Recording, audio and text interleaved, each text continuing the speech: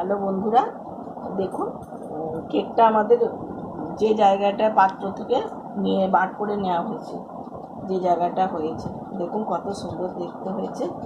Janmashtami special cake এইটা আমাদের।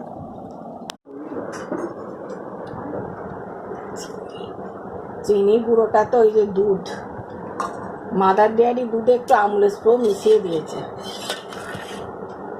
কুসুম কুসুম গরম থাকতে থাকতে দিতে হবে বন্ধুরা। মিশ্রণ করছে,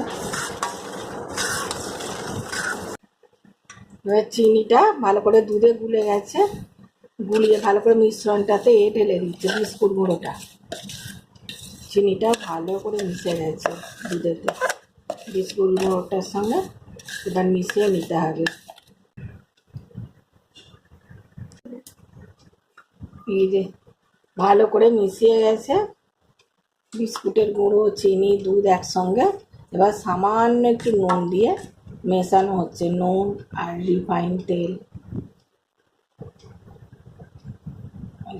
তেল মেশানো হবে। হ্যালো বন্ধুরা, আমাদের আজকে কেক তৈরি করা হবে। ওই চিনি মিক্সিতে গুঁড়িয়ে নেওয়া হবে। হ্যাঁ, হ্যাপি বিস্কুট গুঁড়িয়ে নেওয়া হবে বন্ধুরা, মিক্সিতে একটু ভেঙে নেওয়া হচ্ছে। ওই জন্য বিস্কুটগুলো ওই মিক্সিতে দেওয়া হচ্ছে, গুঁড়ো করে নেওয়া হবে। আর এইখানে চিনিটা গুঁড়িয়ে নেওয়া হয়েছে, বিস্কুট গুঁড়ো হবে টপ করে। এই যে কেকের জন্য চিড়ে গুঁড়িয়ে নেওয়া হয়েছে। আর এই যে বাদাম, আমন্ড, কাজু আর চীনা বাদাম, 3টে বাদাম নেওয়া হয়েছে। আর এখানে কিশমিশও নেওয়া হয়েছে।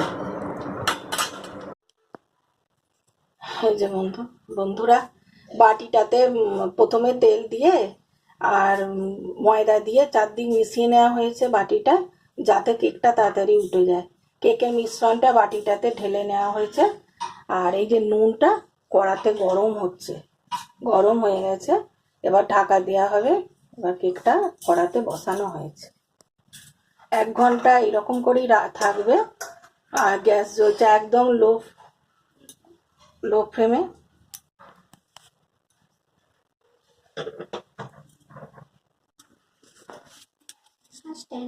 কেকটা কত সুন্দর হয়েছে, আমাদের কেকটা রেডি হয়ে গেল।